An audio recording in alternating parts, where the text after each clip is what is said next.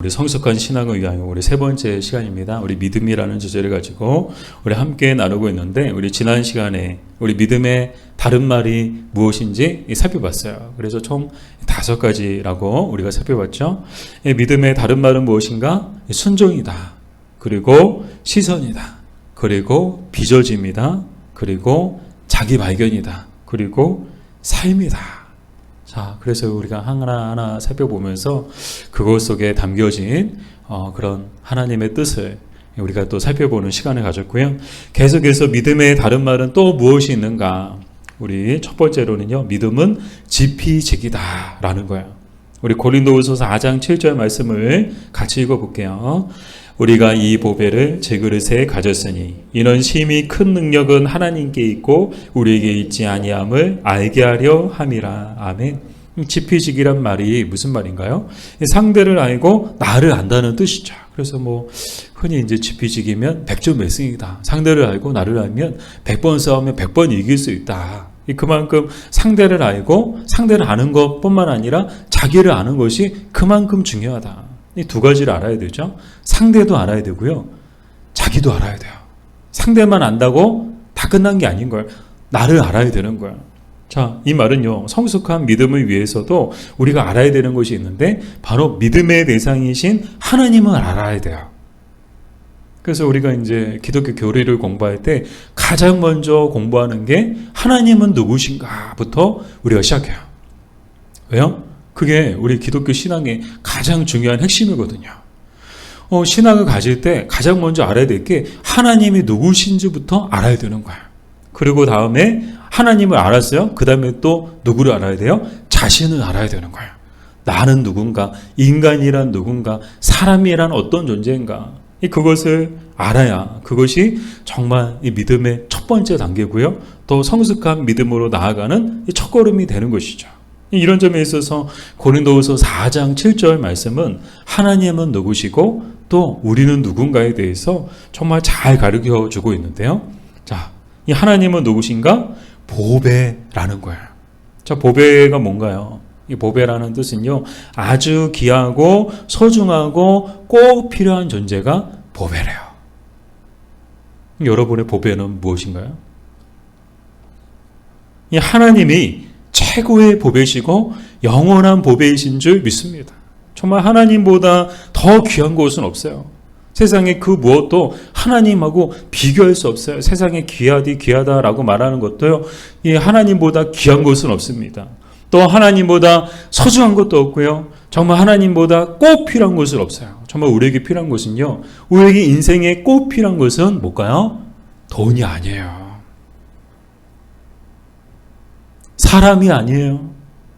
지혜와 지식이 아니에요. 힘이 아니에요. 정말 우리 인생에, 정말 우리 인간에게 정말 꼭 필요한 것은 바로 보배이신 하나님이신 줄 믿습니다. 그래서 하나님만이 최고의 보배시고 영원한 이 보배시라는 거예요. 자, 이렇게 하나님은 누구시다? 보배다.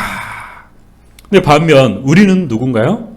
우리에 대해서 가르쳐주고 있죠. 고린도후서 4장 7절에 보니까 이 보배를 어디에 가졌으니? 제 그릇에 가졌으니. 우리는 누구라는 거예요? 제 그릇이다라는 거예요. 하나님은 보배세요. 정말 하나님보다 귀하고 하나님보다 소중하고 또 하나님보다 꼭 필요한 존재는 없어요. 근데 제 그릇은 어때요? 제 그릇 귀해요? 제 그릇이 소중한가요? 제 그릇 꼭 필요한가요? 아니요. 없어도 그만이야. 소중하지 않아요. 그냥 아무렇게나 쓰고 아무렇게나 버려도 과감하게 버려도 그만인 것이 바로 제 그릇이고요. 또 제 그릇은 또 어때요? 엄청 깨지기 쉬워요. 요즘에 나오는 한국 도자기처럼 코렐인가요? 코레 이렇게 그릇처럼 던져도 잘 안 깨지는 그런 거는 정말 귀하죠. 그러나 이 제 그릇은요, 던졌다 하면 깨지는 거예요. 딱딱한 거, 또 무거운 거에 부딪혔다 하면 와장창 깨져버리는 게 뭐예요? 이 제 그릇이죠. 자, 인간이란 뭐다? 바로 제 그릇과 같다는 거예요. 그만큼 연약한 존재다라는 것이죠. 근데 여기서 중요한 가르침을 주고 계세요. 자, 이렇게 하나님은 보배고 우리는 제 그릇이야. 그러니까 도저히 비교가 돼요, 안 돼요? 비교가 안 되는 거야. 하나님은 보배, 우리는 제 그릇. 비교가 안 돼요. 근데 중요한 영적 교훈이 우리에게 주시는데 그게 뭔가 하면 이 보배가 어디에 지금 담겨져 있어요? 질그릇에 담겨져 있다는 거예요. 우리가 이 보배를 질그릇에 가졌나니. 자, 바꿔 말씀을 드리면 이 우리의 존재는 질그릇처럼 참 연약해요. 보잘것없어요. 하찮아요. 그러나 우리 안에 보배가 담겨져 있음으로 인해서 우리의 존재는 세상의 그 어떤 것보다도 그 어떤 존재보다도 소중하고 귀하고 정말 중요한 존재가 되었다는 것을 뜻하고 있죠. 그도 그런 것이 이 그릇의 가치를 결정하는 것이 뭘까요? 뭐 어떻게 뭐 무슨 재질로 만들었냐, 뭐 어떤 재질로 만들었냐, 금으로 만들었냐, 뭐 이런 그것도 그릇의 가치를 결정하는 데 중요한 요소가 되겠죠. 그러나 정말 그 그릇의 가치를 결정하는 중요한 요인은 뭔가 하면요, 그 그릇 안에 무엇이 담겨져 있느냐, 그것이 그 그릇의 가치를 결정하는 거예요. 근데 우리는 질그릇이에요. 근데 우리 안에 뭐가 담겨져 있어요?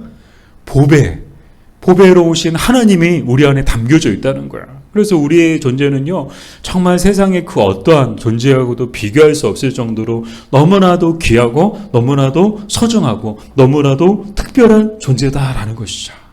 자, 이게 뭐예요? 지피지기. 우리가 가지고 있는 믿음이라는 거야. 우리가 믿음을 선물로 받았죠. 이 선물이 어떤 선물이에요? 정말 우리 질그릇이 감당하기 어려운, 도저히 감당할 수 없는 그런 은혜를 우리가 받은 거예요.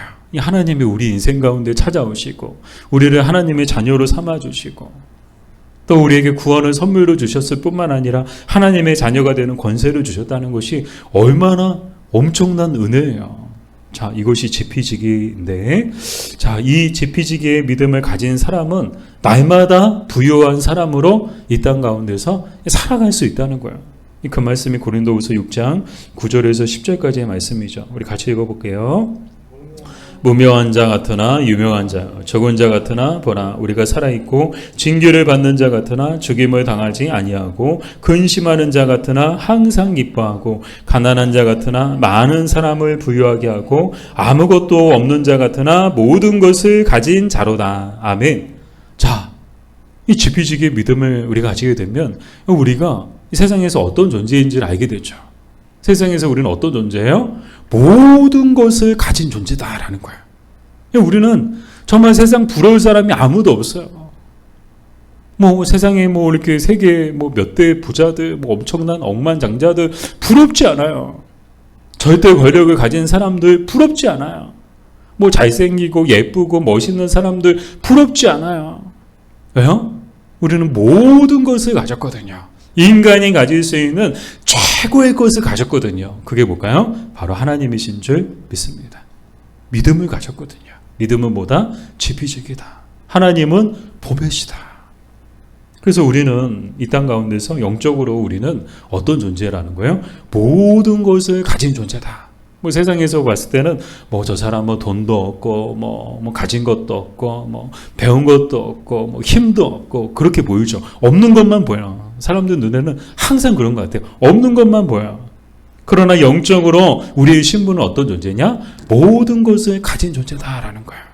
이렇게 우리 인생 가운데 하나님이 계시고 우리가 하나님을 보배로우신 하나님을 우리가 섬기며 살아갈 때 우리의 남은 인생을 하나님으로 채워갈 때 우리는 정말 세상 부러울 것이 없는 모든 것을 가진 사람들인 줄 믿습니다.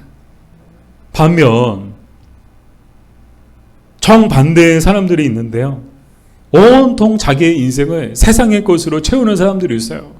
하나님이 보배로우신 하나님을 섬기며 하나님을 모시며 살아가는 것이 아니고 자기 인생 가운데 돈을 신으로 여기고요. 세상을 신으로 여기고요. 사람을 신으로 여기고요. 자녀를 신으로 여기고요. 그렇게 자녀를 모시고 자녀를 섬기며 세상의 것을 모시고 세상의 것을 섬기며 자기 남은 인생을 온통 세상의 것으로 채우는 사람들이 있어요. 그래서 그렇게 사니까 뭐 가진 것도 많고 뭐 쌓아놓은 것도 많고 모아놓은 것도 많고 그런가 봐요.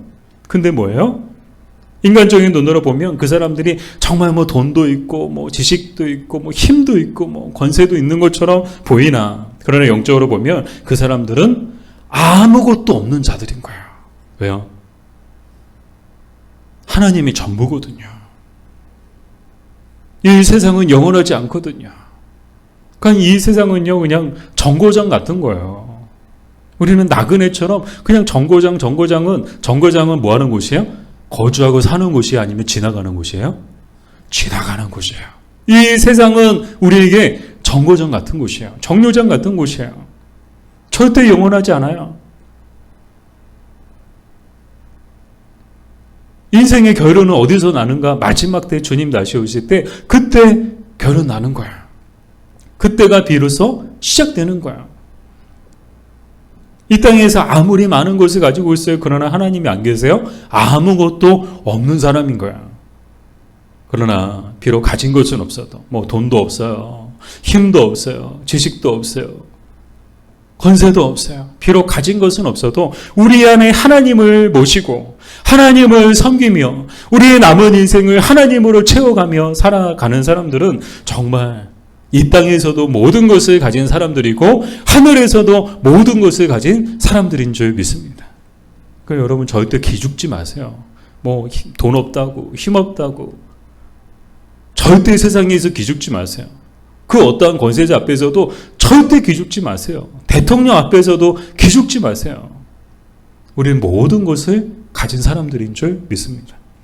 자, 이것이 바로 이 지피지기의 이 믿음이다. 자, 우리 두 번째로 믿음의 다른 말은 거룩한 부담이다 라는 건데요. 우리 예레미야 20장 8절에서 9절까지 말씀 같이 읽어볼까요? 내가 말할 때마다 파멸과 멸망을 선포함으로 여호와의 말씀으로 말미암아 내가 종일토록 치욕과 모욕거리가 됨이니이다. 내가 다시는 여호와를 선포하지 아니하며 그의 이름으로 말하지 아니하리라 하면 나의 마음이 불붙는 것 같아서 골수에 사무치니 답답하여 견딜 수 없나이다. 아멘. 자, 이 예레미야 20장 이 8절 9절 말씀은 예레미야 선지자의 고백이죠. 근데 이 선지자로서 이 사명은 뭐예요? 하나님의 말씀을 전하는 거거든요. 이 선지자의 사명은요, 자기에게 임한 바 하나님의 말씀을 사람들에게 전하는 것이 선지자가 하는 일이고 선지자의 사명이에요.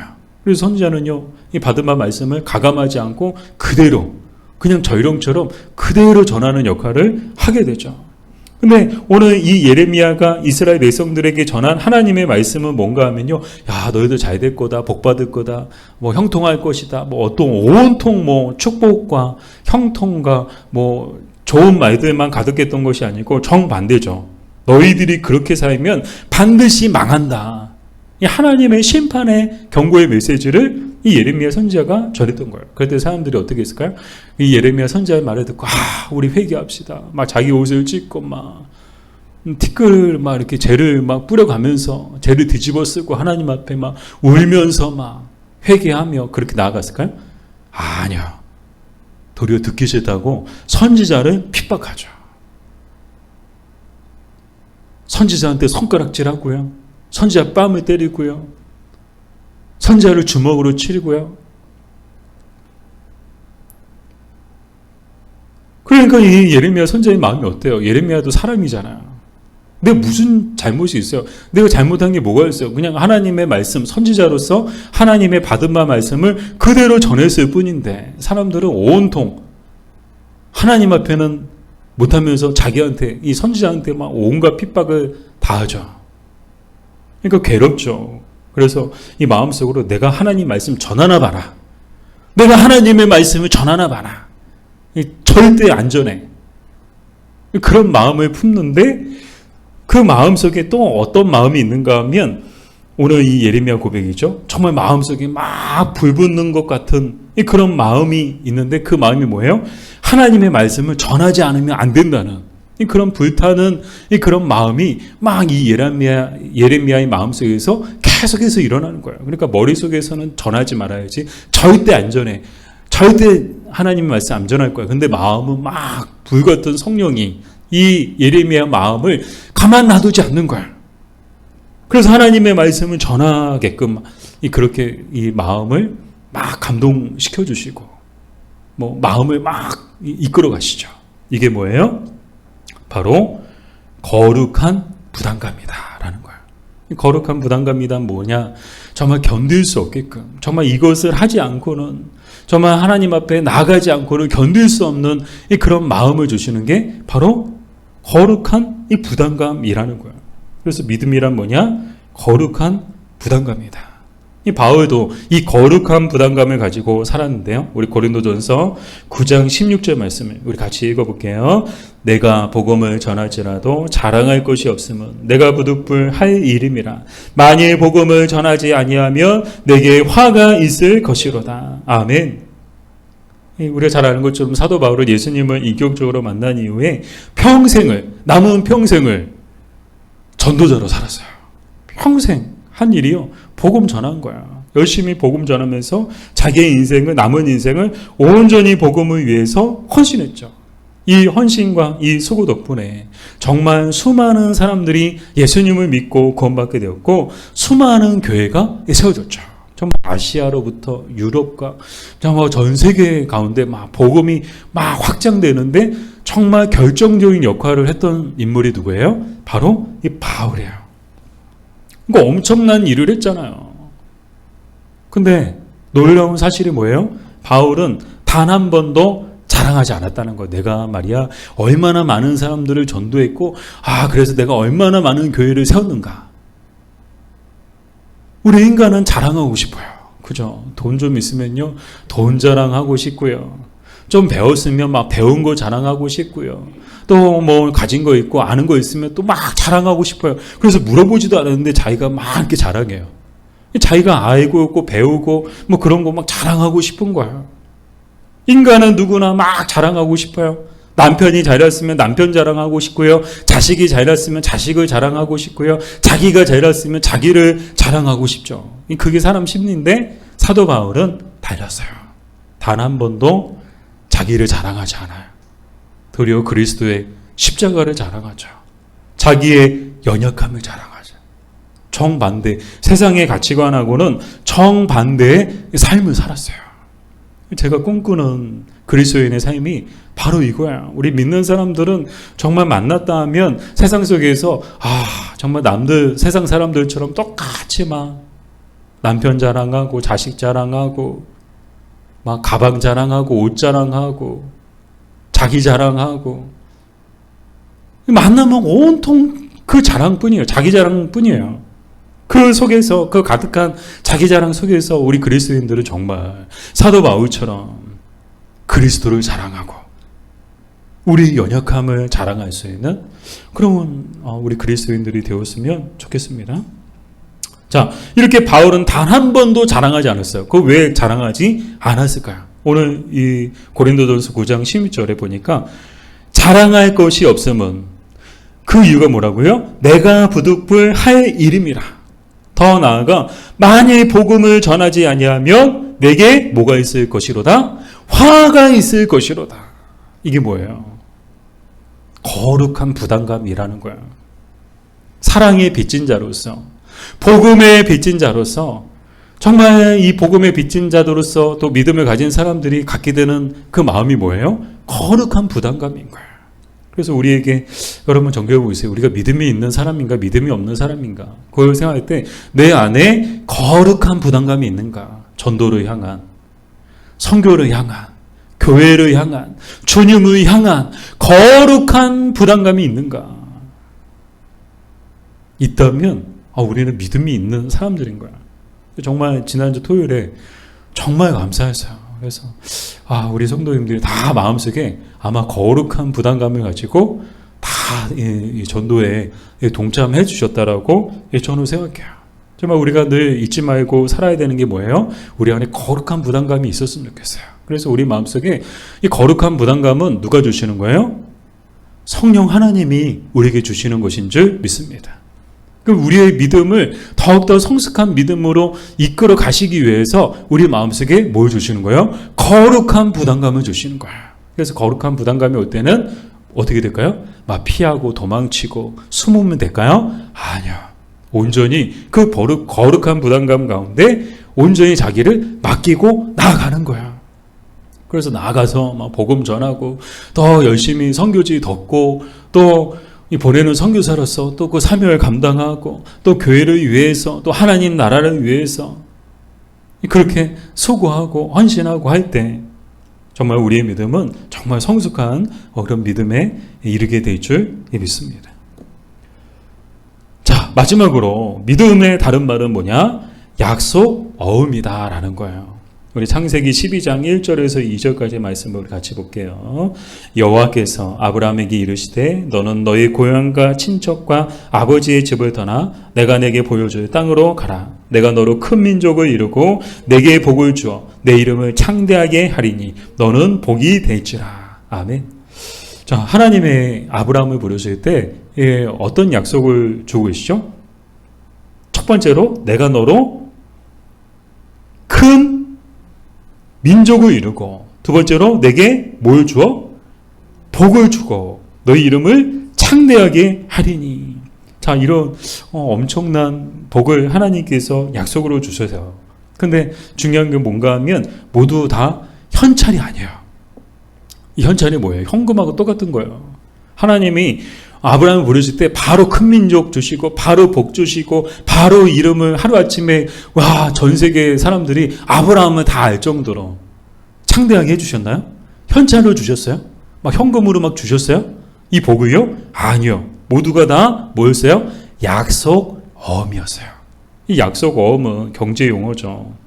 약속 어음이란 뭔가 하면 현찰 대신 일정 시기에 지불할 것을 약속하고 주는 거. 그러니까 이제 신용카드 쓰는 것하고 약간 얘가 비슷하죠. 신용카드는 현금으로 결제하는 게 아니잖아요. 후불이잖아요. 나중에 결제한다라고 생각하고 미리 쓰게 해주는 거, 쓸 수 있도록 해주는 게 신용카드잖아요. 이 하나님의 약속도 어땠습니까? 현금으로 주어지지 않았어요. 현찰로 주어지지 않고요. 다 약속어음으로 주신 거예요.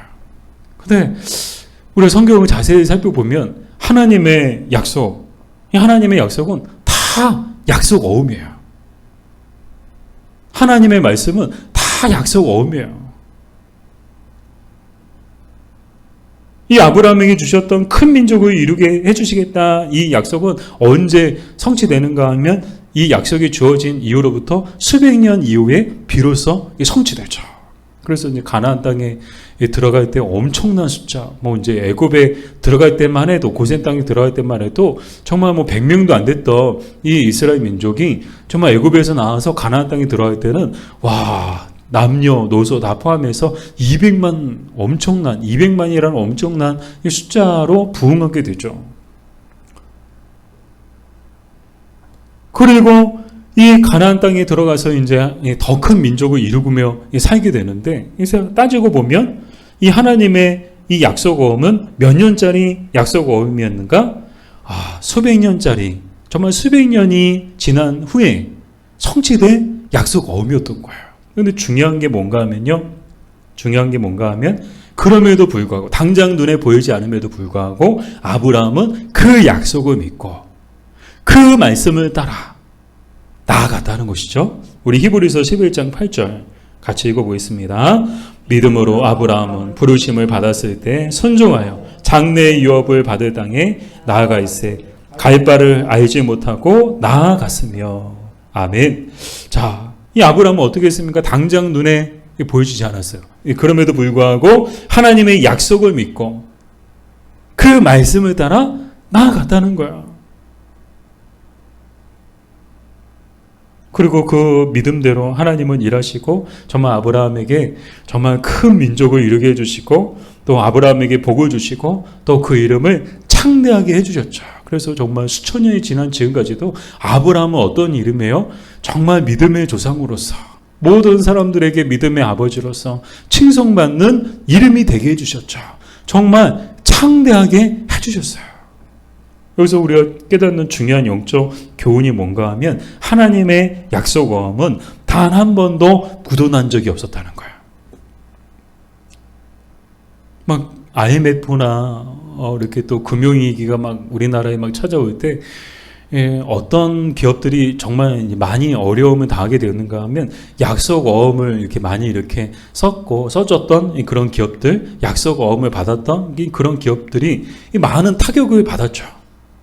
다 믿고 뭐 잘 될 때는 서로 믿고 뭐 약속 어음 주고 그냥 믿고 거래하고 그랬는데 경기가 어려워지니까 갚을 능력이 또 지불할 능력이 안 되니까 아주 주의도산되고 파산하게 되는 그런 일들이 굉장히 많았죠. 세상, 우리가 살고 있는 세상에서는요, 약속 어음이 부도날 때가 참 많아요. 그러나 성경의 하나님의 약속, 그 약속 어음은 단 한 번도 부도난 적이 없었다는 거예요. 바꿔 말씀을 드리면 하나님이 말씀하신 것은 반드시 성취됐다는 거예요.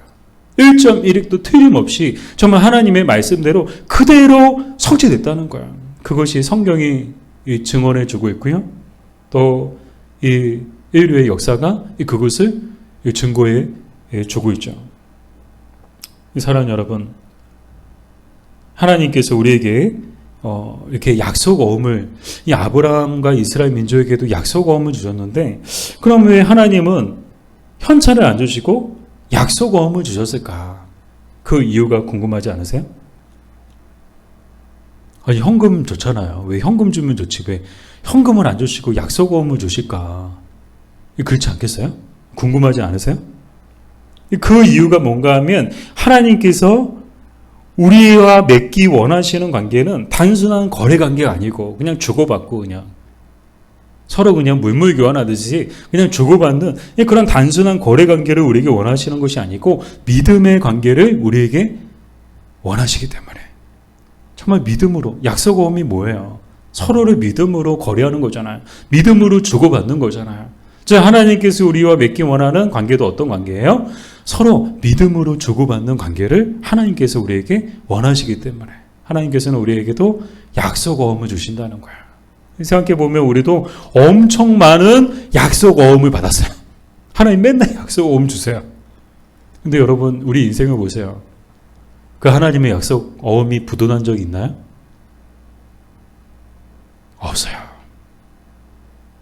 엄청 받았는데 그 받은 것들 중에 적지 않은 것들이 다 이제 지불됐어요. 하나님이 정말 그 약속 그 기간이 끝나고 정말 하나님의 때 가장 좋은 것으로서 우리 인생 가운데 하나님이 그 약속하신 것을 이루어 주셨어요.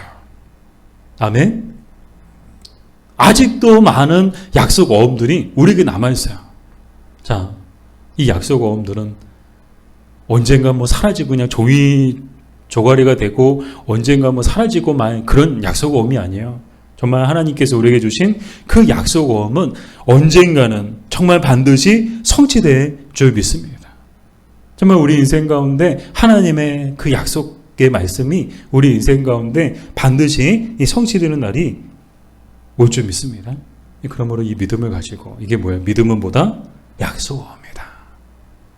어떤 사람이 믿음 있는 사람이에요? 하나님의 모든 말씀은, 또 하나님의 모든 약속의 말씀은 정말 약속 어음과 같아서 언젠가는 반드시 하나님이 갚아주시고 또 하나님이 성취해 주신다는 그 믿음을 가진 사람들이 정말 이 믿음이 있는 사람들인 줄 믿습니다.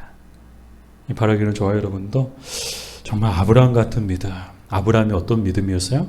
정말 하나님의 약속의 말씀을 굳게 믿고 그 믿음으로 나아갔던 그런 사람이고, 그 믿음으로 나아갔더니, 순종하며 나아갔더니 정말 자기 인생 가운데 하나님의 약속이 그대로 임하는 것을 경험했던 사람이었죠. 바라기는 좋아요. 여러분도 아브라함처럼 우리 인생 가운데 하나님의 그 약속이 성취되는 그런 놀라운 은혜가 저 여러분에게도 임하기를 주님의 이름으로 축복합니다.